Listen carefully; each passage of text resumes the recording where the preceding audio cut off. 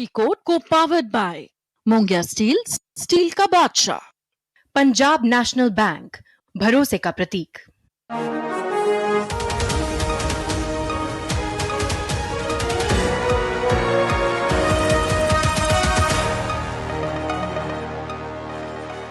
नमस्कार, मैं हूं सुधीर चौधरी और शनिवार की शाम डिकोड के इस वीकेंड एडिशन में आपका बहुत बहुत स्वागत है। आज सबसे पहले हम आपको कॉकरोच आंदोलन के गालीबाजों के खिलाफ भारत के लोगों का गुस्सा, नाराजगी और उनका दर्द दिखाएंगे। जेनजी आंदोलन के बारे में अब सिर्फ यही कहा जा सकता है, 4 दिन की चांदनी फिर अंधेरी रात, क्योंकि अब भारत की जनता यह समझ चुकी है कि जिन युवाओं को उन्होंने शिक्षा में सुधार का ब्रांड एम्बेसडर माना था, वो सिर्फ गालीबाज हैं।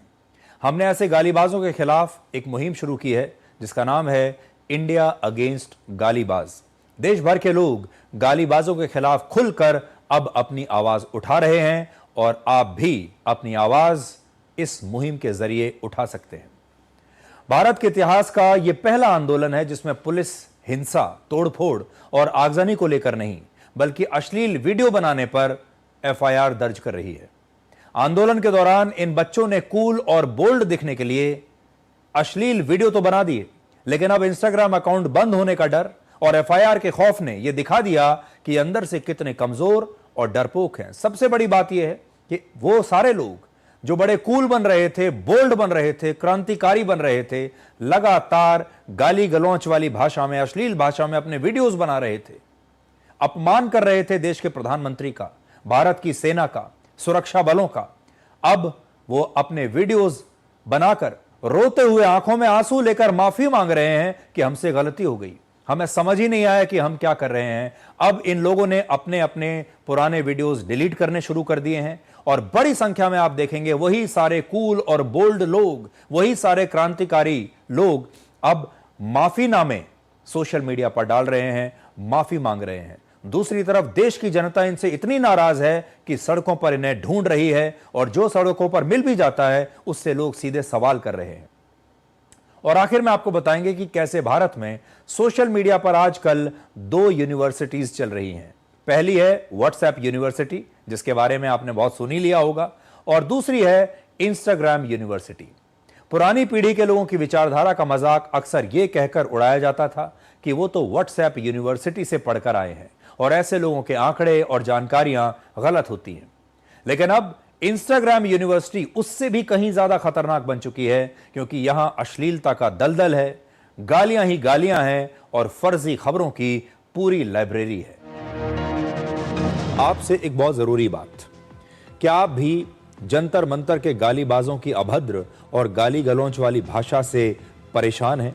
आपने भी इतने दिन वो सारे अश्लील वीडियोस, वो रील्स अब तक देख ली होंगी।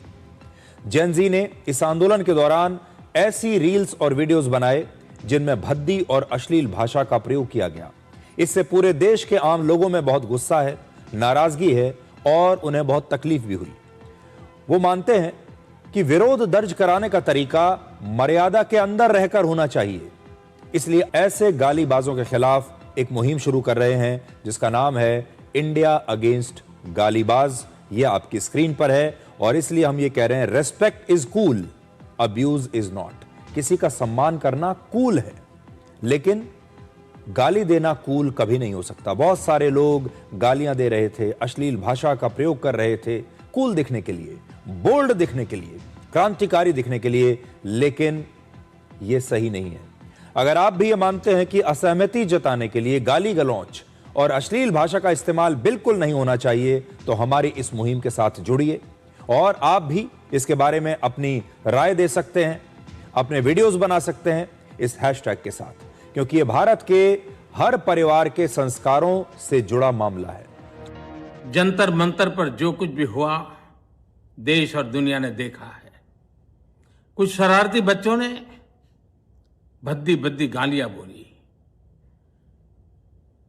किसी भी सभ्य समाज को शोभा न दे ऐसे शब्दों का प्रयोग किया गया।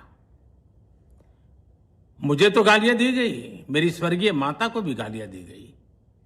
न जाने कितना भद्दा स्वरूप था, लेकिन मैं आज बात करना चाहता हूं कि बचपन में गलतियां होती हैं और बचपन में गलतियों से सुधरने का अवसर भी होता है और यही तो बचपना है। और इसलिए मैं समाज के अंदर जो आक्रोश है उसको भली भांति समझ सकता हूं। एक कल्चरल शॉक है कि हमारी बेटियां इस प्रकार की भाषा कैसे बोल सकती हैं, लेकिन समय है इन बच्चों को गले लगा करके राह दिखाने का। एक गुमराह बच्चे हैं, उनको राह दिखाना हमारा काम है। उनको सजा देना, अदालतों के चक्कर कटवाना, समाज में उनको प्रताड़ित करना, इससे हम परिस्थितियां नहीं बदल पाएंगे। मैं उन्हें माफ करना चाहता हूं। समाज भी मेरी इस बात को स्वीकार करे, क्योंकि मेरे मन में एक ही भाव है। कभी कभी दांतों तले हमारी जीभ आ जाती है, खून निकल आता है, लेकिन हम दांत तोड़ते नहीं है, क्योंकि दांत भी हमारे हैं, जीभ भी हमारी है, बच्चे भी। हमारा काम है। गुमराह को राह दिखाना कठिन होता है, लेकिन कठिन काम हमको करना है। और इसलिए आओ, मैं इन बच्चों को कहता हूं, बच्चों आओ, हम देश के लिए साथ मिलकर के आगे बढ़े, कुछ नया सीखें, गलतियों से भी सीखें, अपने सपनों को लेकर के चल पड़े। देश बहुत आगे बढ़ रहा है, आगे बढ़ने वाला है, और आपका भी आगे बढ़ना निश्चित हो, यही मेरा सपना है। मैं आपके लिए जीता हूं, आपके उज्जवल भविष्य के लिए खपता हूं। आओ हम मिलकर के देश को आगे बढ़ाएं। बहुत बहुत धन्यवाद दोस्तों। बस आओ, गलतियों से सीखो, आगे बढ़ो। आपको याद होगा, जंतर मंतर पर विरोध प्रदर्शन के दौरान इसी लड़की ने प्रधानमंत्री मोदी पर बहुत अभद्र और आपत्तिजनक भाषा में बहुत सारी बातें कही थी, और अब इसने माफी मांगी। इसकी माफी भी सुन लीजिए। मैंने जो करा माफी के लायक नहीं था, मैंने बहुत गंदी चीजें बोली है, बट ये मेरी पहली और आखिरी गलती होगी। इसके बाद मैं ऐसा कुछ नहीं करूंगी, और ना ही वो चीज़ मैंने कभी पोस्ट की थी। मैं पूरे देश से माफ़ी मांगती हूँ। मैं इतनी शर्मिंदा हूँ, मैं अपनी नज़र भी नहीं उठा पा रही हूँ। मैं सबसे माफ़ी मांग रही हूँ, मुझे प्लीज़ माफ़ कर दीजिए, प्लीज़। एक बड़ी मशहूर कहावत है, 4 दिन की चांदनी फिर अंधेरी रात। जेन ज़ी का प्रोटेस्ट खत्म होने के 4 दिन के बाद ही ये कहावत देश पर बिल्कुल फिट बैठती है। सोशल मीडिया और इंस्टाग्राम की रील्स की चमक दमक की वजह से कुछ दिन के लिए जेन ज़ी का यह प्रोटेस्ट पूर्णमासी के चंद्रमा की तरह चमक रहा था। ऐसा लगता था जैसे इसकी चांदनी में पूरा देश नहा रहा है। लेकिन 4 दिन के बाद ही यह प्रोटेस्ट अमावस्या जैसा लगने लगा, जिसमें चारों तरफ अंधेरा ही अंधेरा है। भारत की जनता को 4 दिनों में ही यह समझ में आ गया कि वो रील्स देखकर भावनाओं में बह गए थे, और अब भारत के लोगों ने कोर्स करेक्शन करना शुरू कर दिया है। उन्हें पछतावा हो रहा है। यहां कोर्स करेक्शन का मतलब है कि लोग अब अपने किए पर पछता रहे हैं। पुरानी पीढ़ी गालीबाज जेन ज़ी से बेहद नाराज है, और जब देश के लोगों ने प्रधानमंत्री मोदी के उन कांपते हाथों को देखा, उनकी नम आंखों को देखा, उनकी उस भावना को महसूस किया, तो पूरे भारत का दिल पिघल गया। और अब भारत के परिवारों में 2 तरह की भावनाएं हैं। एक वो है जो प्रधानमंत्री मोदी के साथ जेन ज़ी की बदसलूकी की वजह से बहुत दुखी हैं, और दूसरे वो जो बहुत गुस्से में हैं, और अब जेन ज़ी के गालीबाजों को ऐसे लोगों के गुस्से का सामना सड़कों पर करना पड़ रहा है। ऐसे गालीबाज जहां भी सड़कों पर मिल रहे हैं, जनता इन्हें घेर लेती है, सवाल पूछती है, और कई बार तो इन पर हमला भी कर रही है। जो वो तमाम लोग थे जो बहुत कूल बनकर, बड़े बोल्ड बनकर वो अश्लील वीडियोस बना रहे थे, लोगों ने उन वायरल वीडियोस को देख लिया, और अब उनकी पहचान सड़कों पर ऐसे हो रही है।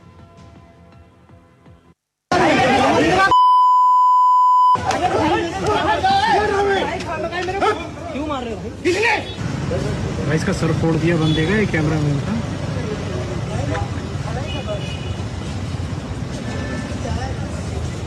बंदा यही बंदा है, मोदी जी के माँ को गाली दिया है। इधर देख। देखो ये मोदी जी की माँ को गाली दिया, मोदी जी की माँ को गाली दिया, ये बंदा को मार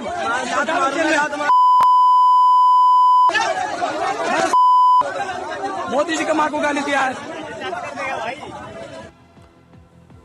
इस आंदोलन के दौरान एक नई चीज ये हुई कि पूरे देश को रील्स देखने की आदत पड़ गई। जो लोग पहले रील्स नहीं देखते थे वो भी देखने लगे और सोशल मीडिया पर एक तरफा रील्स ही वायरल होती रही, एक विचारधारा की रील्स वायरल होती रही।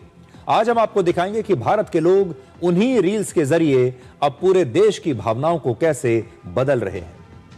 देश के युवा, गृहिणियां, हाउसवाइफ्स, पुरानी पीढ़ी के दादा दादी, तमाम लोग अब सब एकजुट हो चुके हैं और इस गालीबाज पीढ़ी के प्रति अपनी नाराजगी जता रहे हैं उन्हीं की भाषा में और उसी इंस्टाग्राम पर। इन 4 दिनों में जिस तरह देश का माहौल बदला, यह अपने आप में एक केस स्टडी है। अब तक गालीबाजों की रील्स तो आपने बहुत देख ली, लेकिन अब जो दूसरे लोग हैं जो इन गालीबाज युवकों से परेशान हैं, जो इन्हें इनका जवाब देना चाहते हैं, अब वो भी इंस्टाग्राम पर आ गए हैं, अब वो भी रील्स बना रहे हैं। अब तक आपने एक तरफा रील्स देखी, अब दूसरी तरफ की रील्स देखिए और आपको इसमें नजर आएगा कि देश के लोग कितने आहत हैं। देश के लोगों को अभी तक विश्वास नहीं हो रहा कि हमारी अगली पीढ़ी ऐसी निकली और बहुत सारे लोग अब ये सोचते हैं कि अगर हमारी अगली पीढ़ी ये है तो देश कैसे हाथों में जा रहा है। खास तौर पर इस पीढ़ी ने जिस प्रकार से प्रधानमंत्री मोदी का अपमान किया, भारतीय सेना के बारे में अपशब्द कहे, हमारे जो बल हैं उनका अपमान किया, वहां पर जो पुलिस वाले खड़े हुए थे, आरएएफ वाले खड़े हुए थे, कैसे उनके साथ जाकर रील्स बनाई, उनका मजाक उड़ाया। ये सब देखकर देश के ज्यादातर लोग अब बहुत नाराज हैं, बहुत आहत हैं और अब उनका दर्द इन रील्स के जरिए निकल रहा है। जो वर्ड्स उस लड़की ने मोदी जी के लिए यूज किए हैं वहां पे प्रोटेस्ट के नाम पर, अगर वही सेम वर्ड्स आपकी पेरेंट्स के लिए कोई यूज करे या फिर आपके घर में जो बुजुर्ग है उनके लिए यूज करे, जो लोग उसको वहां पे एंटरटेन कर रहे थे खड़े होके, जो हंस रहे थे उस टाइम पर उसकी बातों पे, तो क्या उनका रिएक्शन तब भी सेम होगा? वो तब भी हंसेंगे अगर वही सेम वर्ड्स उनकी पेरेंट्स के लिए यूज हो? कहने में पीसफुल प्रोटेस्ट था, ये पीसफुल था? जो इतने गंदे गंदे पोस्टर्स लेके खड़े हुए हैं हाथों में, इतनी गंदी लैंग्वेज यूज कर रहे हैं, क्यों? ये स्टूडेंट्स है। सो आप लोगों ने ना ही तो उस पद की कोई लिहाज रखी और ना ही उनकी एज की। इतने दिनों से लोग आपको इतनी गालियां देते हैं, मुझे बहुत बुरा लगता है, मेरे दिल को चोट पहुंचता है। ऐसा लगता है कोई मेरे पिता को गाली दे रहा है। और दम कैसा है, अगर जितना तुम गाली बक रहे हो उसका 0.1% भी अगर पाकिस्तान बोले तो उसको घर में घुस के कूट के आ जाए, लेकिन तुम्हारा हंस के इसने सब सहा, तुम्हारी सारी गालियां इसने सही। यार बस करो भाई, बस करो यार। क्या इसके मन से क्या बीत रही होगी जितना इसने अपने देश के लिए काम किया है, आज इनको ये सब झेलना पड़ रहा है। और जो मोदी जी के समर्थक है उनको तहे दिल से शुभकामनाएं, और भाई समर्थन दिखाओ, लिखो कमेंट में समर्थन अपना, कुछ भी मोदी जी के लिए कुछ भी लिखो। उस बंदे को अच्छा लगना चाहिए यार। बहुत गलत हुआ है, बहुत ऐसी अभद्र भाषा, ऐसी गलत इतनी गंदी गालियां, जितनी गालियां और जितनी गंदी बातें लोगों ने मोदी जी के बारे में कही है, क्या वो इतनी ही गंदी गालियां अपने घर में जो बुजुर्ग हैं उन्हें देते हैं? इस उम्र के लोग जिनके भी घर में होंगे ना, आज वो एक गिलास पानी नहीं उठा रहे हैं क्योंकि वो बुजुर्ग हैं, उन्हें आराम की जरूरत है। और उसी उम्र का एक इंसान पूरा देश चला रहा है, हमारे लिए लड़ रहा है, उसको लोग इस तरीके की बातें बोल रहे हैं। प्रोटेस्टर इतनी गंदी गालियां उन्हें दे रहे हैं ना, उसके बावजूद भी मोदी जी उन्हें बिल्कुल वैसे ट्रीट कर रहे हैं जैसे घर के बड़े करते हैं। बच्चे हैं, बोल दिए, कोई बात नहीं, जाने दो। आपको हम अपने पापा और दादा की तरह ही देखते हैं, तो हमको ऐसा लगता है कि हम अपने पापा को या अपने दादा को गाली कैसे दे सकते हैं, या फिर अगर कोई और उनको गाली दे रहा है तो वो हम कैसे सुन सकते हैं। 9-9, 10-10, 12-12, 15-15, 20-20 साल के बच्चों ने उठ के हर अश्लीलता की हदें पार की। बहुत तकलीफ हुई। तिना मैं इतना ज्यादा दुखी नहीं हुई जितने में आज एक वीडियो दिखी ना, तीसरा दिखी ने मैं दुखी हुई, मतलब मैं थोड़ा मुझे शब्द नहीं है कि मैं कितना दुखी हुई होंगी। मतलब उस माँ को गाली देने की क्या जरूरत थी जो इस दुनिया में है ही नहीं, जिसने कभी राजनीति की नहीं, उसको गाली देने की क्या जरूरत थी। वो भी छोटे छोटे बच्चे उस माँ को गाली दे रहे थे। मुझे तो ये समझ नहीं आ रही है कि मेरी माँ को कोई कुछ बोले तो मैं सच्ची मेरा मन करता मैं उसको क्या कर दूं। तो ये प्रधानमंत्री मोदी कैसे सहन कर रहे होंगे कि उनकी माँ को इतनी गंदी गंदी गालियां दी गई। कैसा है वो इंसान, सोच सकते हैं आप कितना बर्दाश्त करता होगा वो इंसान। कितनी गालियां सुनी होगी उसने, कितनी गालियां सुनी होगी उस इंसान ने। और ये जो आज मैंने वीडियो देखा ना, इसको देख के तो मैं इतनी दुखी हुई ना कि मैं बता नहीं सकती हूँ कि कोई भी किसी की माँ को कैसे इतनी गंदी गालियां दे सकता है। कैसे संस्कार होंगे उन बच्चों के।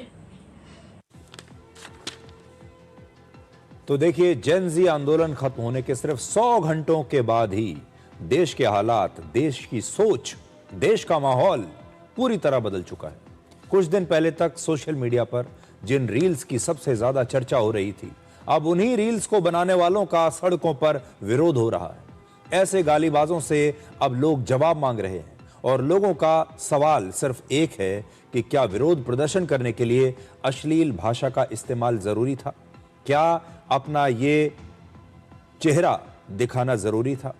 आम लोग अब सार्वजनिक स्थानों पर ऐसे गालीबाजों को घेर रहे हैं, जो भी जहां मिल जाता है, क्योंकि लोग इन्हें इंस्टाग्राम पर देख चुके हैं, लोग इन्हें पहचान रहे हैं और जहां भी ये मिलते हैं अब लोग इन्हें घेर कर इनसे जवाब मांगते हैं।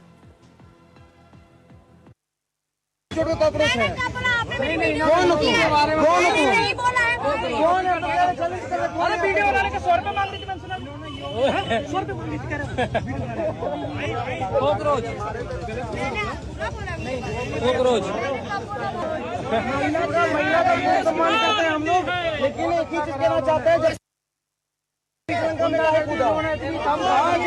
आज ही महिला क्या बोल रही है, पुलिस के खिलाफ जिस लगातार एक्टिव है। अरे इसमें कॉकरोच है तो बोले टंकी।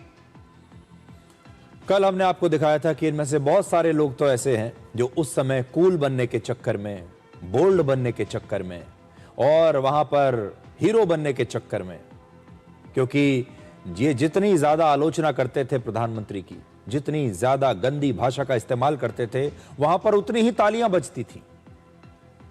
लड़कियों को लोग लिखते थे queen, you are so good. लड़कों को लिखते थे कि भाई तू तो बहुत बड़ा क्रांतिकारी है। तालियां बजती थी और उन तालियों के चक्कर में थोड़ी देर के लिए ये सारे लोग बहक गए और इनमें से बड़ी संख्या में लोग अब माफिया मांग रहे हैं सोशल मीडिया पर अपने वीडियो डालकर के हमें माफ कर दीजिए, हमसे गलती हो गई। दिलचस्प बात यह है कि देश का सिर्फ एक वर्ग ही नहीं, बल्कि अलग अलग उम्र के लोग, अलग अलग वर्ग के लोग, अलग अलग पीढ़ियों के लोग सोशल मीडिया पर आकर अपना पक्ष रख रहे हैं। आज से पहले किसी एक घटना पर देश की जनता का ऐसा रिएक्शन, वो भी सोशल मीडिया पर, आपने पहले कभी नहीं देखा होगा। कुछ और रिएक्शंस देखिए। माँ को नहीं घसीटा जाता ये प्रोटेस्ट के टाइम, माँ को गाली दी नहीं जाती इतनी गंदी गंदी। मदर्स डे के दिन तो सब इतना अच्छा अच्छा स्टोरी लगा देते हैं, मेरी माँ मेरी माँ। क्या उनकी माँ नहीं थी वो? जो कुछ भी बोल दिया आपने उन लोगों से उनकी माँ को, उनको खराब नहीं लगता? उनके अंदर दिल नहीं है? और आपके एज में ना उनके जो बहुत फर्क है, जो उनको आपने इतने अपशुद्ध बोले हैं, उनके लिए तो छोड़ो, उनकी माँ के लिए बोलना बहुत गंदा था ये। आप लोग अपना वो देखते ना, उनकी माँ को गाली दे दे सीधा। ये छोटे छोटे बच्चे कितनी गंदी लैंग्वेज का यूज कर रहे हैं। मोदी जी के अगेंस्ट ऐसी भाषा का कैसे यूज कर सकते हो तुम यार? मैं कोई पार्टी का फेवर नहीं कर रही, किसी को प्रोटेस्ट करो तुम्हारी, ठीक है, ये यार इंडिया डेमोक्रेटिक कंट्री है तुम, लेकिन ऐसे लैंग्वेज का यूज कैसे कर सकते हो प्राइम मिनिस्टर के लिए? मतलब तुम्हारे माँ बाप नहीं है क्या? पढ़ाया नहीं है तुम्हें? कैसे संस्कार दिए हैं यार?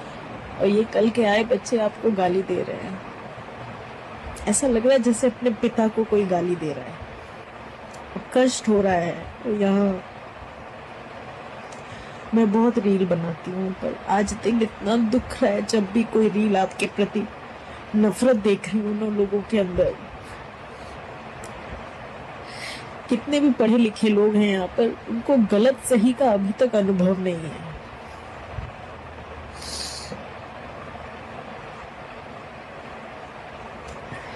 आपको सैल्यूट है मेरा मोदी जी। जय हिंद। बाबा विश्वनाथ जी की कृपा आप पे हमेशा बनी रहे। हम लोग के दादाजी की उम्र या पिता की उम्र के हैं ये, और आजकल के बच्चे उनको माँ बहन की गाली दे रहे हैं। उन माता पिताओं पे धिक्कार है, थू, जिन्होंने ऐसे बच्चों को जन्म दिया। वो जो 15-15 साल की लड़कियां, 15-15 साल 20-20 साल की जो लड़कियां आपको गाली दे रही थी, आपके स्वर्गीय माता जी को, जो इस दुनिया में है भी नहीं, उनको गाली दे रही थी, वो लड़के इतनी अभद्र भाषा में जो गाली दे रहे थे, सीरियसली बता रहा हूँ, बहुत हर्ट हुआ यार। आप देश को इतना आगे ले जाने के लिए काम कर रहे हैं आप, और अपने ही देश के लोग, अपने देश की जिंदगी, अपने आप को सो कॉल्ड जिंदगी बोलते हैं, ऐसी अभद्र भाषा का इस्तेमाल करते हैं। उनके पेरेंट्स उनको क्या सिखाया है मुझे समझ नहीं आ रहा है। उनको जरा भी संकोच नहीं हुआ, जरा भी डर नहीं लगा। लेकिन जिस ढंग से, जिस लहजे में आप मोदी जी के बारे में बातें करते हो, वो बिल्कुल ही गलत है। आप एक सोचो कि ये एक हमारे देश के प्रधानमंत्री हैं, माननीय प्रधानमंत्री हैं, और उम्र में कितनी ही बड़े हैं, और उनको तो आप बोलते हो, उनकी माँ के बारे में भी अनसठ बातें बोलते हो। कैसे आप लोग ये सब बातें बोल रहे हो? खुद को जैन जी, खुद को अल्फा, पता नहीं क्या क्या कहते हो। भाई तमीज़ कहाँ चली गई आपकी? आपको तमीज़ कहाँ है? आप भूल गए हो कि आप किसकी बात कर रहे हो, किसके बारे में बात कर रहे हो। मतलब मुझे ऐसे बोलने का कोई ये नहीं है, मैं कोई सेलिब्रिटी नहीं हूँ कि मेरी बातें आप सब सुनेंगे, लेकिन मैं हर्ट हुई, खुद मैं भी हर्ट हुई कि आप लोग मोदी जी के बारे में कैसी बातें। कैसे देश के लोगों का रिएक्शन आ रहा है, और आम लोगों में सबसे ज्यादा गुस्सा इन रील्स की अश्लील भाषा को लेकर है। अब युवा भी ये सवाल पूछ रहे हैं कि क्या ये प्रदर्शनकारी अपने घरों में, अपने परिवारों में, अपने बुजुर्गों से भी ऐसी ही भाषा में बात करते हैं?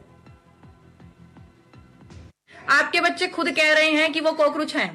मेरे फ्लैट के बाहर कचरा होता है ना, उसमें कॉकरोच अपने आप पैदा हो जाता है। तो अगर उनको उनके घर का पता बता दिया तो इसमें गलत क्या है? आपके घर के बच्चे आपको ऐसे बुलाते हैं क्या कि ए इधर आ? तब तो आप कह सकते हो कि वो अच्छे बच्चे हैं। तो आपके घर पे होता होगा इस तरह की भाषा का इस्तेमाल है? नहीं मतलब आपने बच्चों को थोड़ा तमीज सिखाओ पहले कि बात कैसे करनी है। नहीं मतलब तुम्हारे बच्चों को सब आजादी है, प्रधानमंत्री जी को गाली देने की, आर्मी को गाली देने की, खुद को कॉकरोच बोलने की। अब हम उनको उनका एड्रेस बता रहे हैं तो वो उनसे सुना नहीं जा रहा। हद हो गई। मतलब भाई सारी आजादी तुम्हें ही है क्या देश में? तो तुम्हारे घर के बच्चे तुम्हें देते होंगे इस तरह की गालियां, आए बड़े चल के, देश का भविष्य है। सही हो रही है पुलिस इनको। तो ये है देश का मूड इस समय। इसके अलावा बहुत बड़ा सामाजिक बदलाव एक देखने को मिल रहा है। एक घटना मैं आपको बताता हूं। अब एक लड़की थी जो जंतर मंतर पर आई थी, प्रधानमंत्री मोदी के बारे में उसने काफी अपशब्द कहे, आपने भी इसे देख लिया होगा। ये लड़की ये कहती है कि ये जिस मकान में किराए पर रहती है, उस मकान मालिक ने इसे अपने घर से चले जाने के लिए कहा। मकान मालिक ने कहा कि भाई हमारे विचार मेल नहीं खाते, आप मेरे मकान में नहीं रह सकते। तो सोचिए, लोग अब ऐसे लोगों को, ऐसे बच्चों को, इन परिवारों को अपने घर में रखने के लिए तैयार नहीं है। और आप यकीन मानिएगा, अभी तो लोग ये कह रहे हैं कि हम आपको अपने घर में अपना मकान किराए पर नहीं देंगे, आप तुरंत निकल जाइए। आप देखिएगा थोड़े दिनों के बाद लोग इन्हें नौकरी पर भी नहीं रखेंगे, लोग इनके साथ अपना कोई रिश्ता बनाने से इनकार कर देंगे। अब ये लड़की ने खुद ये कहा है कि मेरे मकान मालिक ने मुझे मेरे घर से निकाल दिया, जाने को कहा है, सिर्फ इसलिए क्योंकि मैं जंतर मंतर पर गई थी। पहले देखिए, ये भी एक बहुत बड़ा बदलाव है। देखो गाइस, जंतर मंतर जाने का हमारा कितना अच्छा फायदा हुआ। I mean, ना हम जंतर मंतर जाते, ना हमें रूम खाली करना पड़ता, बिकॉज हमें क्या दिया गया, बेटा तुम रूम खाली करो, तुम्हारे और हमारे विचार ना मिल रहे, निकलो यहाँ से, दफा हो। तो गाइस चलो हम जा रहे हैं अपने घर को छोड़कर। अपने घर को नहीं, मतलब किसी और का घर है, लेकिन जा रहे हैं हम छोड़कर। तो पैसा भी उतना ही लगाए मम्मी, बहुत महंगा मिला है। डबल किराया है। तो देखते हैं अब क्या होगा आगे, और बाकी आप देख सकते हो जंतर मंतर जाने का फायदा या नुकसान, जो आप समझो। पापा आपको क्या लगता है, नुकसान हुआ है या फायदा? ज्यादा बड़ी बात मत को, स्टोरी है। तो फिर जब वीडियो नहीं बनानी थी तब क्यों बोल रहे थे कि नुकसान हुआ है? सही बात। चलो गाइस, अच्छा, इससे 100 गुना अच्छा घर मिला यार। तो अब आपको दिखने वाला है ये। तो गाइस आप देख सकते हो ये मोदी का खाना है। अगर किसी को एंजॉय करना हो तो यहाँ पर आ सकते हैं, समोसा खा सकते हैं। प्लीज एंजॉय दिस मोदी के खाना जो है, ईट इट। तो गाइस आप देख सकते हो। अब आपको कॉकरोच जनता पार्टी के अध्यक्ष अभिजीत दीपके की आज की भाषा ध्यान से सुननी चाहिए। अभिजीत दीपके ने कहा कि प्रधानमंत्री मोदी को तो अब सत्ता से हटकर अपना पद छोड़कर एक इन्फ्लुएंसर बन जाना चाहिए। उनसे यह सवाल पूछा गया था कि क्या उन्होंने प्रधानमंत्री मोदी के वो वीडियो देखे जो उन्होंने छात्रों के लिए बनाए हैं। अब आप अभिजीत दीपके की इस आपत्तिजनक भाषा को सुनिए, बयान को सुनिए, और अगर नेता ऐसा है तो फिर ऐसे नेता के जो प्रदर्शनकारी होंगे वो भी इसी तरह के बयान देंगे। वीडियो देखे पंतप्रधान जी के जो मोबाइल पे उन्होंने किए, मुझे लगता है उनको इन्फ्लुएंसर बनना चाहिए। बहुत अच्छा कर रहे हैं वो, एज ए इन्फ्लुएंसर बहुत अच्छा काम कर रहे हैं। प्रधानमंत्री की कुर्सी छोड़ दे, इन्फ्लुएंसर बन जाए, प्रधानमंत्री का काम कोई और कर लेगा। वैसे कॉकरोच पार्टी के लोग धमकियां तो बार बार दे रहे हैं कि अगर हमारी मांगें नहीं मानी गई तो हम दोबारा से आंदोलन शुरू कर देंगे, हम दोबारा जंतर मंतर पर आ जाएंगे। लेकिन मुझे ऐसा लगता है कि अब अगर इसके बाद कॉकरोच पार्टी ने अपना कोई भी आंदोलन कभी भी किया तो उन्हें कोई समर्थन इस बार नहीं मिलने वाला है। मुझे ऐसा लगता है इस बार ना तो जेन ज़ी के लोग यहां पर आएंगे और ना ही देश के आम लोगों का समर्थन इस बार इन्हें मिलने वाला है। ये चाहें तो कोशिश करके एक बार देख सकते हैं, और शायद इन लोगों को भी ये पता नहीं चलेगा कि इनके पैरों के नीचे से जमीन कितनी तेजी से खिसक चुकी है ऑलरेडी पहले ही। ये चाहें तो एक बार कोशिश करके जरूर देखें। मैं तो कहता हूं कि दीपके को अपना आंदोलन दोबारा से शुरू कर लेना चाहिए अगर उन्हें ऐसा लगता है कि उनकी मांगें नहीं मानी जा रही, और इस बार उन्हें अपने जीवन का सबसे बड़ा सरप्राइज मिलेगा जब वो देखेंगे कि इस बार 100 लोग भी उनके पीछे आने वाले नहीं हैं। आगे बढ़ने से पहले मैं आपको वो वीडियो दिखाना चाहता हूं प्रधानमंत्री मोदी का।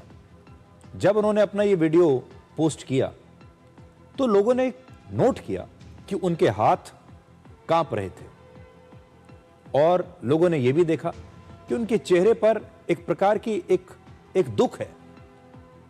उनकी आंखों में एक प्रकार का दुख आपको नजर आ रहा है, एक निराशा जैसी चीज है, जैसे उन्हें यकीन नहीं हो रहा कि उनके अपने ही देश के लोग, उनके अपने लोग उनके साथ ऐसा कैसे कर सकते हैं। इस प्रकार की भावनाएं इस वीडियो से लोगों को लगी, और इस वीडियो ने लोगों की सोच को रातों रात बदल दिया। और आज भारत के ज्यादातर लोगों की जो हमदर्दी है, सिंपैथी है, उनका सपोर्ट है, वो प्रधानमंत्री मोदी के साथ आ गया है। और इसीलिए आपने देखा कि बड़ी संख्या में लोग अब खुद अपने वीडियोस बनाकर डाल रहे हैं।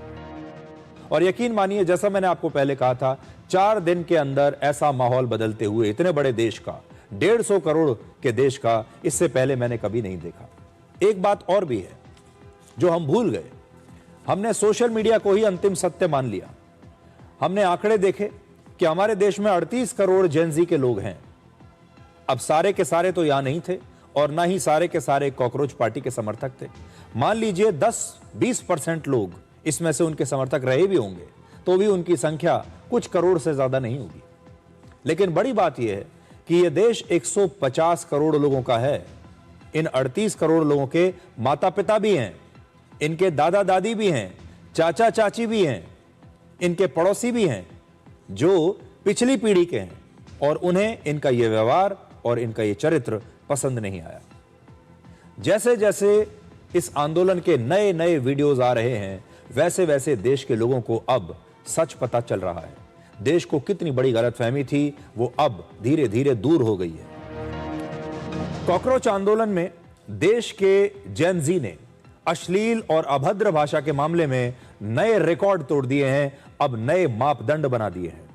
इस आंदोलन में शामिल बहुत सारे युवाओं ने ऐसे अश्लील शब्दों और गालियों को नॉर्मलाइज कर दिया, मतलब उस भाषा को सामान्य बना दिया, उन शब्दों को उन गालियों को सामान्य बना दिया जिन्हें अभी तक सभ्य समाज में अगर कोई सुन ले तो शायद आपके कानों से खून निकलने लगेगा। इन बच्चों के माता पिता अगर इनके इन वीडियोस को देख लें तो बुरी तरह शर्मिंदा हो जाएंगे और बहुत सारे बच्चों के वीडियोस देखकर उनके माता पिता शर्मिंदा हो भी रहे हैं। यह भारत का पहला ऐसा आंदोलन है जिसमें हिंसा नहीं, तोड़फोड़ नहीं, आगजनी नहीं, बल्कि अश्लील भाषा में वीडियो बनाने के लिए एफआईआर दर्ज हो रही है। दिल्ली पुलिस ने प्रधानमंत्री मोदी के खिलाफ सोशल मीडिया प्लेटफॉर्म एक्स पर आपत्तिजनक और अभद्र पोस्ट करने के आरोप में एफआईआर दर्ज करनी शुरू कर दी है। पुलिस ने एक्स को नोटिस भेजकर 3 घंटे के अंदर ऐसे आपत्तिजनक पोस्ट को हटाने या ब्लॉक करने के लिए कहा है। इस विरोध प्रदर्शन के दौरान कुछ लड़के और लड़कियां ऐसे थे जिन्हें अब पूरा देश पहचानने लगा है। इनके वीडियोस वायरल हो चुके हैं और ये इस आंदोलन के पोस्टर बॉयज और पोस्टर गर्ल्स बन चुके हैं। ये युवा अभी तक अपनी अश्लील भाषा की वजह से सोशल मीडिया पर ट्रेंड कर रहे थे, लेकिन अब पुलिस ने ऐसे लोगों पर एफआईआर करके ऐसे कॉकरोच प्रदर्शनकारियों पर हिट स्प्रे करना शुरू कर दिया है। और ये जो हिट स्प्रे हो रहा है इन पर, यह है एफआईआर के रूप में। ऐसे युवाओं को गलतफहमी हो गई थी कि उन्होंने अश्लील और अपमानजनक भाषा का इस्तेमाल करके बहुत बहादुरी का काम किया है, वो बहुत कूल हैं, वो बहुत बोल्ड हैं। और जब वो ये सब कर रहे थे तो पीछे खड़े लोग तब तालियां बजा रहे थे क्योंकि वो एक तमाशा देख रहे थे। सोशल मीडिया पर लोग इनके लिए लिखते थे, वाह क्या बात है, तुम कितने बहादुर हो, कितने बोल्ड हो। और ये मीडिया के नए सुपरस्टार्स बन गए थे सोशल मीडिया पर। लेकिन अब देश भर में ऐसे युवाओं और ऐसे इन्फ्लुएंसर्स के खिलाफ जबरदस्त गुस्सा है। जगह जगह पर इन्हें घेरा जा रहा है, इनसे सवाल पूछे जा रहे हैं और इनके खिलाफ पुलिस कार्रवाई की मांग हो रही है। सरकार ने भले ही कॉकरोच पार्टी के साथ समझौता कर लिया हो कि हम आपके लोगों पर कोई कार्रवाई नहीं करेंगे, लेकिन देश के जो लोग हैं वो बहुत नाराज हैं। वो चाहते हैं कि इन पर कार्रवाई होनी चाहिए। अब ये सारे सोशल मीडिया के सुपरस्टार्स जो कल तक बड़े बोल्ड बन रहे थे, कूल बन रहे थे, बहादुर क्रांतिकारी बन रहे थे, आज हाथ जोड़कर माफी मांग रहे हैं और अपने माफी वाले वीडियोस सोशल मीडिया पर शेयर कर रहे हैं। जिस इंस्टाग्राम पर ये गाली गलौज कर रहे थे, अपमानजनक शब्दों का इस्तेमाल कर रहे थे, भारतीय सेना का अपमान कर रहे थे, भारत के प्रधानमंत्री के लिए न जाने क्या क्या कैसी भाषा में बात कर रहे थे, सुरक्षा कर्मियों का मजाक उड़ा रहे थे, कूल और बोल्ड बनने के लिए आज उसी इंस्टाग्राम पर ये माफियां मांग रहे हैं। वही इंस्टाग्राम इनकी माफियों से भरा हुआ है। जब तक ये दूसरों को गालियां दे रहे थे तब तक सब कुछ ठीक था क्योंकि इन्हें व्यूज और लाइक्स मिल रहे थे, नए फॉलोअर्स मिल रहे थे। लेकिन अब जब इनके खिलाफ देश की जनता अब शब्दों का इस्तेमाल कर रही है, अब जब इनकी सोशल मीडिया पर ट्रोलिंग हो रही है, इनके परिवारों को गालियां पड़ रही हैं, तो अब इन्हें रोना आ रहा है। अब हम आपको बारी बारी से ऐसे पोस्टर बॉयज और पोस्टर गर्ल्स की कहानियां सुनाते हैं जो कल तक दुनिया भर को गालियां दे रहे थे, अश्लील वीडियोस बना रहे थे, तब तक इन्हें कुछ समझ में नहीं आया। आज वही ट्रीटमेंट जब इनके साथ हो रहा है तो इनकी आंखों से आंसू निकल रहे हैं। आप सभी को यह कहानी इसलिए जरूर सुननी चाहिए क्योंकि आपके घर में भी ऐसे बच्चे हैं और युवा जरूर होंगे आपके घर में। आज उन्हें यह बताना बहुत जरूरी है कि बोलने की आजादी का मतलब किसी के अपमान की आजादी नहीं है। बोलने की आजादी का मतलब गालियां देने की आजादी नहीं है। बोलने की आजादी का मतलब यह नहीं है कि अश्लील वीडियोस बनाए जाएं और लोगों का अपमान किया जाए। अब आपको कुछ कहानियां सुनाता हूं। एक सोशल मीडिया इन्फ्लुएंसर हैं जिनका नाम है यादवेंदु।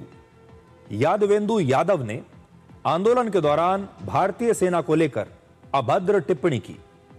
इसने कहा था कि आंदोलन में जितनी सुरक्षा बलों की तैनाती की गई है, अगर उतनी ही फोर्स भारत पाकिस्तान की सीमा पर तैनात की जाती तो पहलगाम और पुलवामा जैसे आतंकवादी हमले ना होते। ये शिक्षा दे रहे थे। इंस्टाग्राम पर इस लड़के के लगभग 3 लाख फॉलोअर्स हैं और अब ये माफी मांग रहा है। 4 दिन में ही इसके विचार बदल गए। 4 दिन में ही कल तक कूल बन रहा था, बोल्ड बन रहा था, आज माफी मांग रहा है। देखिए। यहाँ पर अगर पाकिस्तान बॉर्डर पर होता तो पहलगाम और पुलवामा जैसे हमले नहीं आ रहे होते। भाई सबसे पहले मैं माफी चाहता हूं अगर उस वीडियो से आप लोगों को ऐसा लगता है कि मैंने इंडियन आर्मी को हर्ट किया, इंडियन आर्मी के लिए गलत बोला है, कुछ भी मेरे मुंह से निकला है, मैं दिल से माफी चाहता हूं। मैंने वो वीडियो डिलीट कर दी है। मैं माफी मांगता हूं इंडियन आर्मी से, मैं माफी मांगता हूं अपने शब्दों के लिए, मैं अपने शब्दों को वापस लेता हूं। इस आंदोलन के दौरान एक लड़की जिसका नाम है श्रद्धा सिंह, इसने रैपिड एक्शन फोर्स के जवानों पर एक आपत्तिजनक वीडियो बनाया, उनका अपमान किया। क्रिएटिविटी के नाम पर अभद्र वीडियोस बनाकर इसने शेयर किए, लेकिन जब सोशल मीडिया पर लोगों ने इसका जबरदस्त विरोध किया तब इसने माफी मांगी और अपनी माफी का वीडियो उसी इंस्टाग्राम पर शेयर किया है। जो युवा सोशल मीडिया पर दूसरों के लिए अश्लील भाषा का इस्तेमाल कर रहे थे, वही लोग बाद में अपने परिवार को निशाना बनाए जाने पर आंसू बहाने लगे और अब माफी मांगने लगे। जब दूसरों के परिवारों का अपमान कर रहे थे, जब दूसरे लोगों को गालियां दे रहे थे, तब तक सब ठीक था। अब वही भाषा इनके लिए जब प्रयोग हो रही है तो इन्हें जिंदगी क्या होती है ये समझ में आने लगा। अब इस लड़की की माफी देखिए। मैंने आर्मी वालों के साथ एक वीडियो बनाई थी जिसमें मैंने ये बोला था कि नीला टॉयलेट के लिए, लाल वॉशरूम के लिए, जो कि आई नो बहुत गलत है। बट मैं आपको एक चीज़ क्लियर ये करने आई हूँ कि मैंने उसको 1 घंटे बाद डिलीट कर दिया था। फर्स्ट ऑफ ऑल मैं आर्मी वालों से माफ़ी मांगना चाहती हूँ, और मैं ये किसी के दबाव में आके या किसी का कमेंट पढ़ के या मुझे किसी ने बोला है इसलिए मैं आई हूँ, नहीं, मुझे खुद से एहसास हुआ है। तो मेरी सारी आईडी, मेरी पूरी फैमिली को उसमें इन्वॉल्व कर दिया, और आज ऐसा दिन है कि लोग मेरे साथ साथ मेरी फैमिली को भी गाली दे रहे हैं। और आई नो कि मैंने गलती की है, बट मैंने इतनी भी बड़ी गलती नहीं की है कि आप लोग मुझे इतनी गंदे गंदे गाली दोगे। और मैं ये आप लोग से इसलिए ये बोलने नहीं आई हूँ कि आप मुझे गाली दे रहे हो तो मुझे बुरा लग रहा है। मुझे बस ये लग रहा है कि आप लोग को राइट्स किसने दिया। आप मुझे अगर समझाने आ रहे हो तो अगर आप अच्छे तरीके से समझाओगे तो एक इंसान को समझ आएगा। पहले आपको खुद सीखनी चाहिए मैनर्स, और आप फिर मुझे सिखाने आओ। एक बार आपको फिर बताता हूं इस लड़की ने क्या किया। फ्रेम में आप देख रहे हैं पीछे सुरक्षा बलों के जवान हमारे बैठे हुए हैं। ये हमारी रक्षा करते हैं। अगर कोई आतंकवादी हमला होता है तो ये अपनी जान दे देते हैं, लेकिन हमारी जान की हिफाजत करते हैं। ये जो पीछे जवान बैठे हुए हैं, इस लड़की ने अपने वीडियो में इन जवानों का अपमान किया, इनके लिए अपशब्दों का प्रयोग किया। और देखिए ये जवान चुपचाप बैठे रहे, इन्होंने रिएक्शन भी नहीं दिया, इन्होंने कोई आपत्ति नहीं जताई, क्योंकि ये ड्यूटी से बंधे हुए हैं। इनका कर्तव्य इन बच्चों की रक्षा करना है। इसलिए ये जवान चुपचाप खून का घूंट पीकर रह गए, लेकिन इन्होंने इस लड़की से कुछ नहीं कहा।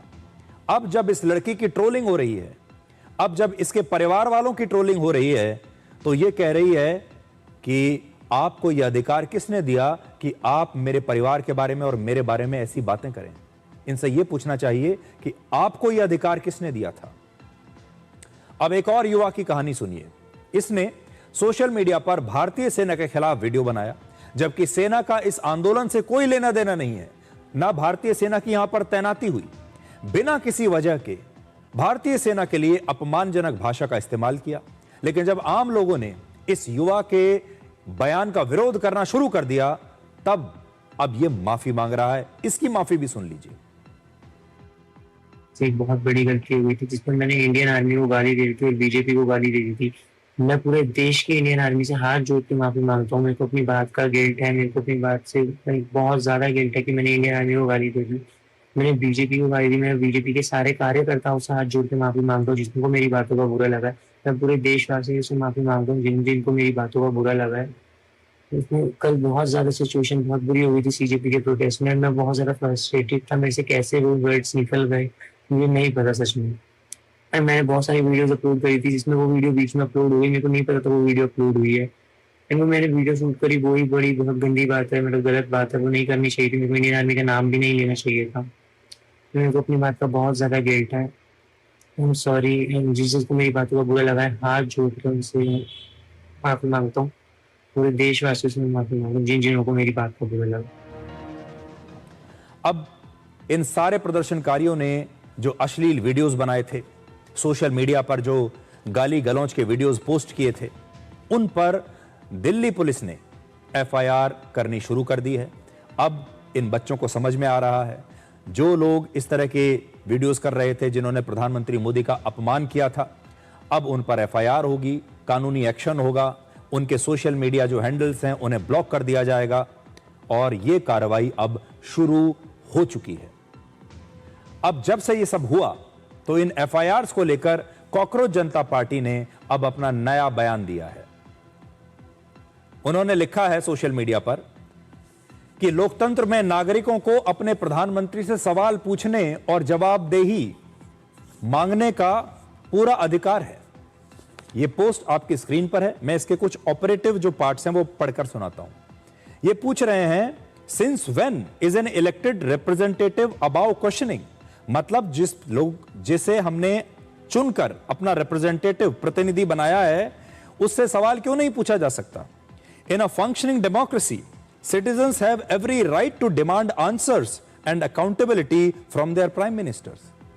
तो बिल्कुल सही बात है कि किसी भी लोकतंत्र में नागरिक अपने प्रधानमंत्री से सवाल पूछ सकते हैं, जिम्मेदारी तय कर सकते हैं। By treating online criticism as a criminal offense and a threat to public order, the state machinery is sending a chilling message। और मैसेज क्या है? The prime minister is beyond the reach of public scrutiny.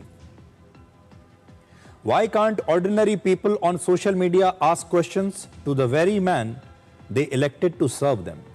तो पूरा इसका जो gist है वो ये है कि कॉकरोच पार्टी कह रही है कि इस देश की जनता ने उन्हें चुनकर भेजा है प्रधानमंत्री को, और जनता को हर वो अधिकार है कि वो अपने प्रधानमंत्री से सीधे सवाल पूछ सके।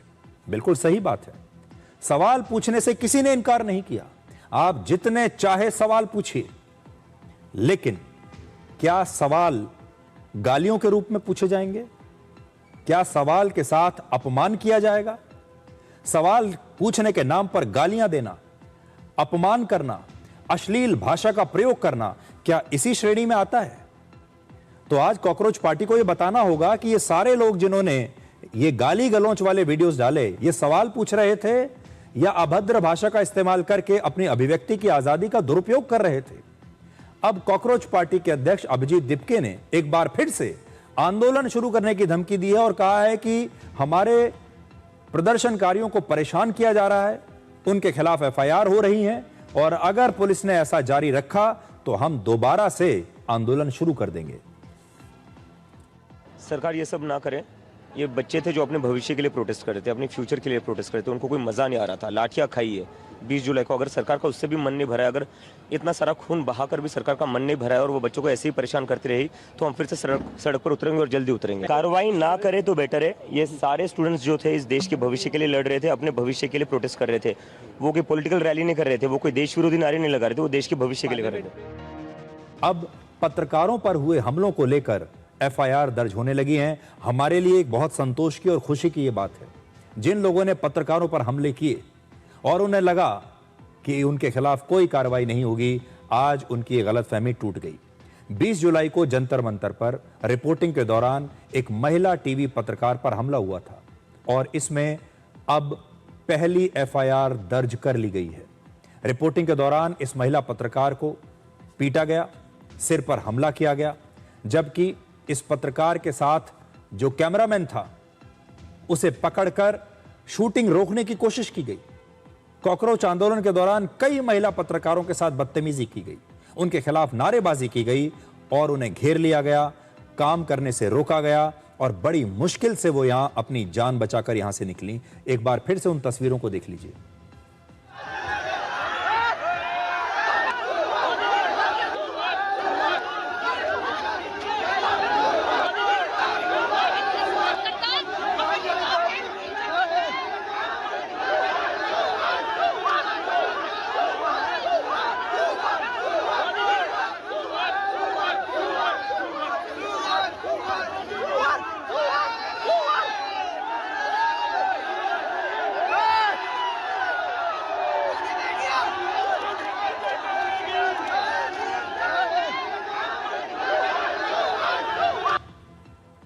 क्या आपको लगता है कि जो कुछ यहां हो रहा था ये नीट के छात्र हैं? क्या आपको लगता है कि ये वो छात्र हैं जो किसी न किसी परीक्षा की तैयारी कर रहे होंगे? और मान लीजिए अगर आप कहते हैं कि ये छात्र हैं, तो अंदाजा लगाइए कि जब ये छात्र कोई सरकारी अधिकारी बन गए, अगर ये छात्र डॉक्टर बन गए, इंजीनियर बन गए, या किसी भी ऐसे पद पर आ गए जहां आपको ही अपनी जिंदगी में कभी इनसे कोई काम पड़ गया तो ये क्या करेंगे, कैसे फैसले लेंगे, अपनी जिम्मेदारी कैसे निभाएंगे, इसका अंदाजा लगाइए। अब एक छोटा सा ब्रेक और ब्रेक के बाद कुछ और खबरों को आपके लिए डिकोड करेंगे।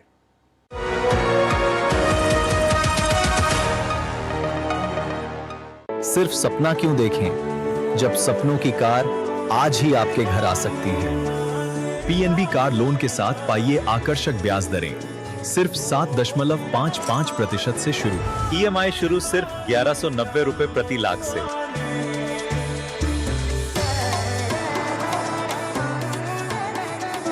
Punjab National Bank, the name you can bank upon.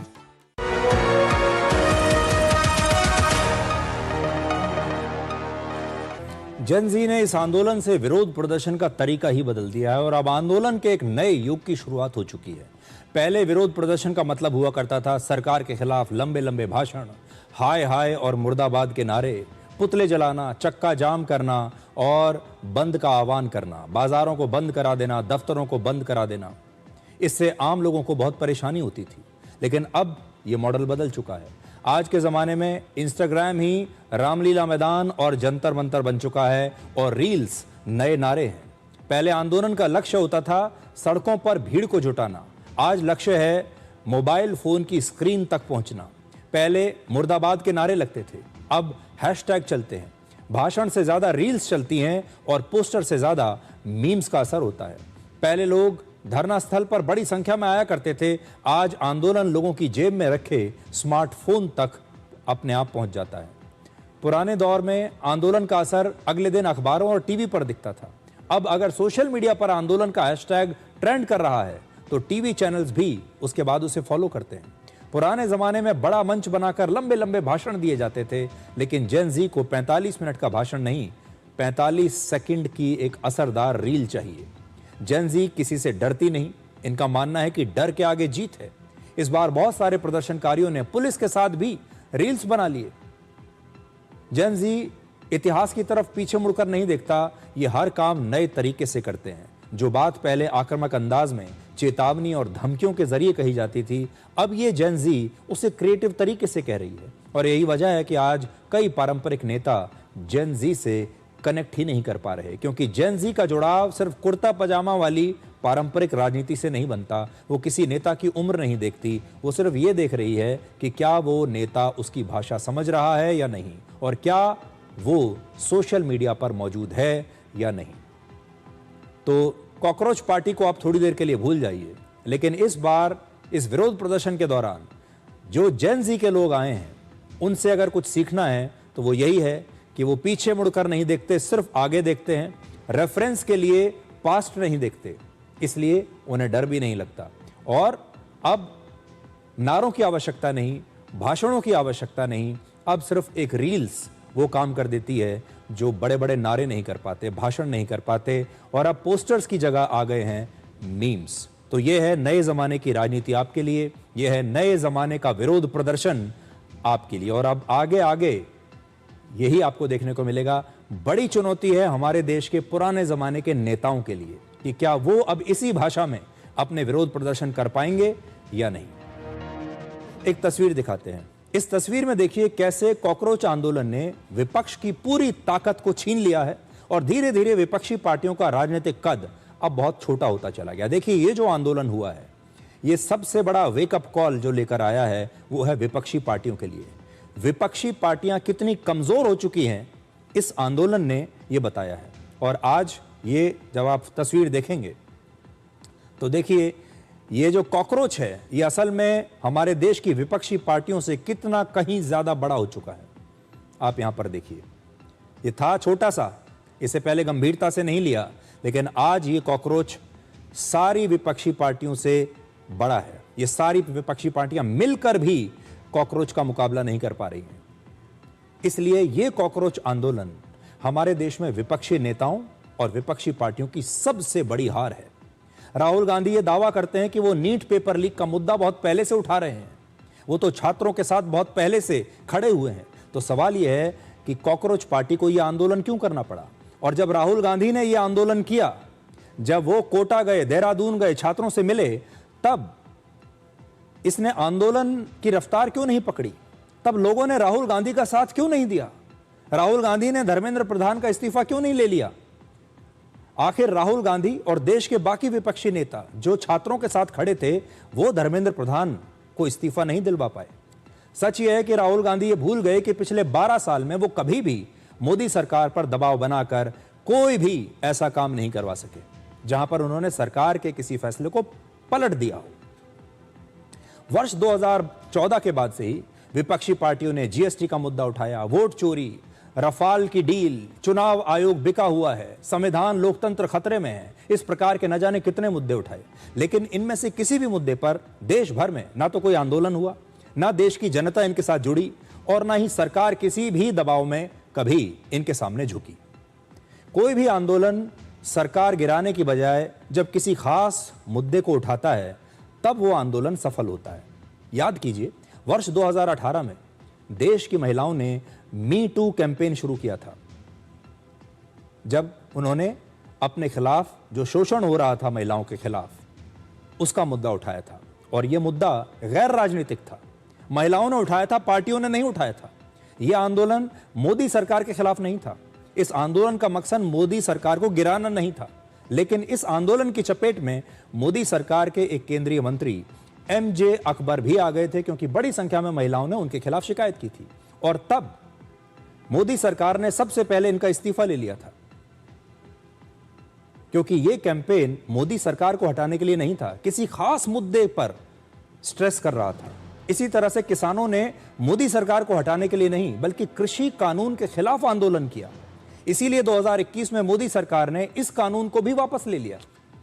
और तब ये जो आंदोलन था, ये आंदोलन ने काफी जोर पकड़ा। और अभी जो कॉकरोच आंदोलन चलाया गया वो शिक्षा व्यवस्था में सुधार और जवाबदेही तय करने के लिए था, मोदी सरकार को हटाने के लिए नहीं। इसलिए शिक्षा मंत्री धर्मेंद्र प्रधान को इस्तीफा देना पड़ा और इन तीनों ही मामलों में मोदी सरकार ने कार्रवाई की है। आज से कुछ दशक पहले तक विपक्ष के नेताओं को लोग बड़ा ध्यान से सुनते थे। विपक्ष के नेताओं की अपनी एक विश्वसनीयता होती थी और विपक्ष के नेता जब भी कोई आंदोलन करते थे तो उसका कुछ न कुछ नतीजा निकलता था। लेकिन अब विपक्षी नेताओं पर लोगों का भरोसा नहीं रहा और शायद यही वजह है कि विपक्ष पिछले कई वर्षों में कोई भी जन आंदोलन खड़ा नहीं कर पाया।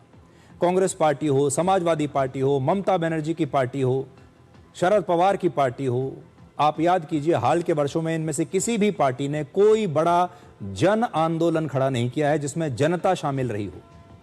ये पार्लियामेंट में आंदोलन करते हैं, संसद में विरोध प्रदर्शन करते हैं, लेकिन जनता इनके साथ नहीं आती। इससे पहले विपक्षी पार्टियों ने भारत के इतिहास में जन आंदोलनों के जरिए या तो चुनाव जीतकर सरकारों को हटाया है या फिर दबाव डालकर सरकारों को हटाया है। इस दौरान पार्टियां मुद्दों के आधार पर आंदोलन करती थी या चुनाव लड़ती थी और उसके आधार पर जनता उन्हें वोट देती थी। लेकिन 2014 से विपक्षी पार्टियां लगातार चुनाव हार रही हैं और वो आम जनता के मुद्दों को समझना और उस पर आंदोलन करना अब बंद कर चुकी है। विपक्षी पार्टियों का पूरा ध्यान असल में सत्ता में लौटने पर है या फिर मोदी विरोध पर है कि हमें तो मोदी का विरोध करना है और हमें बस किसी भी प्रकार से सत्ता में आना है। और जनता को यह बेईमानी लगता है। जनता समझ गई है कि मोदी को हटाने के लिए विपक्ष उनका इस्तेमाल करना चाहता है और इसीलिए जनता अब विपक्ष के मुद्दों पर उनके साथ नहीं होती और इसीलिए एक 3 महीने पुरानी पार्टी को जनता ने चुन लिया। वोट चोरी का मुद्दा हो, रक्षा सौदों का मुद्दा हो, जनता को इससे कोई लेना देना नहीं। लोकतंत्र खतरे में है, संविधान खतरे में है, जनता इससे प्रभावित नहीं हो रही। इस आंदोलन से विपक्षी पार्टियों को सीखना चाहिए कि जनता से जुड़े मुद्दों को कैसे उठाना है, नहीं तो ये विपक्ष के नेता चुनाव में भी हारेंगे और जनता के साथ इनका रिश्ता भी हमेशा के लिए समाप्त हो जाएगा।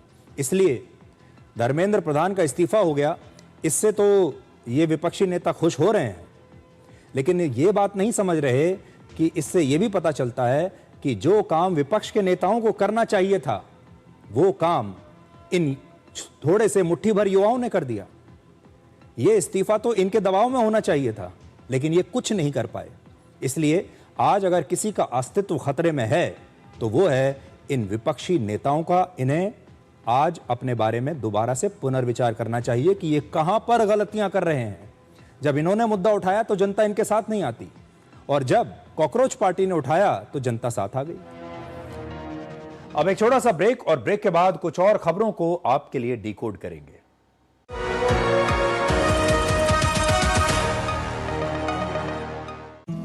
बड़ी बहू, ये तुम्हारी नाम। इतनी भी क्या जल्दी थी? अरे और छोटी, ये तुम्हारे नाम। और ये मेरी गुड़िया के नाम। पर दादी, हाँ? आपके नाम? सब कुछ मैंने बैंक, लॉकर, फिक्स डिपॉजिट सब में इन्हें ही तो नॉमिनी बनाया है। कल जब मैं ना रहूं तब पैसे मिलने में इन्हें आसानी हो। शुभ शुभ बोलो। क्या? आरबीआई कहता है जानकार बनिए, सतर्क रहिए।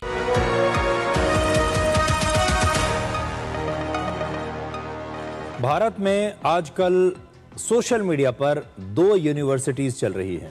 पहली है आपकी जानी मानी व्हाट्सएप यूनिवर्सिटी, और दूसरी है इंस्टाग्राम यूनिवर्सिटी। पुरानी पीढ़ी के लोगों की विचारधारा का मजाक अक्सर ये कहकर उड़ाया जाता था कि वो तो व्हाट्सएप यूनिवर्सिटी से पढ़कर आए हैं, और ऐसे लोगों के आंकड़े और इनकी जानकारी अक्सर गलत होती है। आपने भी देखा होगा, मजाक मजाक में कहा जाता है कि अरे आप तो व्हाट्सएप यूनिवर्सिटी से आए हैं, आपको क्या पता, आपके आंकड़े भी गलत हैं, आपकी जानकारी भी गलत है, आपके विचार भी गलत हैं, आपको सही जानकारी है ही नहीं क्योंकि आप व्हाट्सएप यूनिवर्सिटी से हैं। अब उससे भी ज्यादा खतरनाक एक और यूनिवर्सिटी आ गई है जिसका नाम है इंस्टाग्राम यूनिवर्सिटी। इस यूनिवर्सिटी के क्लासरूम्स में अश्लीलता का दलदल है, गालियां ही गालियां हैं और फर्जी खबरों की बड़ी बड़ी लाइब्रेरी है। इंस्टाग्राम अब जेन ज़ी का नया गुरुकुल बनता जा रहा है। इस इंस्टाग्राम यूनिवर्सिटी पर देश के हजारों कंटेंट क्रिएटर्स प्रोफेसर बनकर फर्जी या आधी अधूरी खबरें फैला रहे हैं। उनके लाखों रील्स फर्जी खबरों का स्टडी मटेरियल है, और इंस्टाग्राम का एल्गोरिदम ही अब इस यूनिवर्सिटी का प्रिंसिपल है। यह एल्गोरिदम ही खुद फर्जी और अश्लील कंटेंट को लाखों लोगों तक पहुंचा देता है, और यही वजह है कि फेक न्यूज पहले से कहीं ज्यादा अब तेजी से फैल रही है। पहले व्हाट्सएप पर किसी फर्जी खबर को वायरल करने के लिए उसे कोई ना कोई व्यक्ति खुद फॉरवर्ड करता था और आपको पता चल जाता था कि यह किसने फॉरवर्ड किया है। लेकिन आज फेक न्यूज के लिए छोटे छोटे वीडियोस और रील्स का इस्तेमाल हो रहा है। एडिटेड क्लिप्स वायरल किए जा रहे हैं, पुराने वीडियोस को नई घटना बताकर शेयर किया जाता है, एआई से बनी तस्वीरों और नकली स्क्रीनशॉट्स के जरिए लोगों को भ्रमित किया जाता है। यानी फॉरवर्ड से फैलने वाली फेक न्यूज अब रील्स में बदल चुकी है। कॉकरोच आंदोलन के दौरान भी दूसरे देशों में हुए विरोध प्रदर्शन और पुलिस की ज्यादतियों के वीडियोस को जंतर मंतर के विरोध प्रदर्शन से जोड़कर वायरल कर दिया गया। कहीं पर जबरदस्त लाठीचार्ज हो रही है, कहीं पर गोलियां चल रही हैं किसी दूसरे देश में, यह कहकर बता दिया गया कि यह जंतर मंतर पर हुआ है, और ऐसे वीडियोस को लाखों व्यूज भी मिल गए। रील्स के जरिए एक खास नैरेटिव बनाया गया, लोगों की भावनाओं को भड़काया गया, और ज्यादातर लोग बिना जांचे परखे ही इन वीडियोस को देखने भी लगे और शेयर भी करने लगे। सबसे बड़ी बात यह है कि आज इंस्टाग्राम देखने वालों को लगता है कि उसने अपनी आंखों से सब कुछ देख लिया है, इसलिए वही सही होगा। जब एक ही वीडियो बार बार शेयर किया जाता है तो उस पर अक्सर संदेह नहीं होता। आजकल बहुत सारे कंटेंट क्रिएटर्स जानबूझकर किसी विषय का कुछ छोटा सा हिस्सा आपको दिखाते हैं और इसी को वो वायरल करते हैं। हमारे देश में व्हाट्सएप और इंस्टाग्राम की इन दोनों यूनिवर्सिटीज में करोड़ों छात्र हैं। इस समय 85 करोड़ लोग भारत में व्हाट्सएप पर हैं और 47 करोड़ लोग इंस्टाग्राम का इस्तेमाल करते हैं। इंस्टाग्राम पर जो लोग हैं वो युवा हैं, कम उम्र के जो लोग हैं वो इंस्टाग्राम पर हैं, और इससे पिछली जो पीढ़ी है वो व्हाट्सएप पर है। व्हाट्सएप यूनिवर्सिटी अब पुरानी हो चुकी है और देश की जनता इसके बारे में सब कुछ पहले ही जान चुकी है, लेकिन इंस्टाग्राम यूनिवर्सिटी अभी नई है और अब आपको इससे भी सावधान रहने की आवश्यकता है। इसलिए इंस्टाग्राम यूनिवर्सिटी की हर रील को अंतिम सत्य मत मानिए। तो आज डिकोड में इतना ही। अब आपसे हमारी अगली मुलाकात होगी सोमवार रात 9 बजे। तब तक आप खुश रहिए, सुरक्षित रहिए, स्वस्थ रहिए। नमस्कार।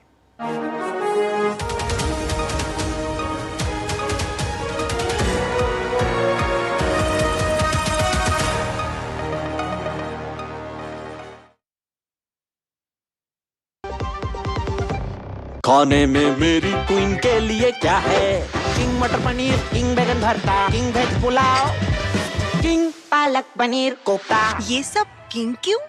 क्योंकि ये सब बना है MDH किचन किंग से आपका बॉस। MDH किचन किंग, असली किचन किंग। MDH। जब धरती चीर कर निकलता है लोहे का पत्थर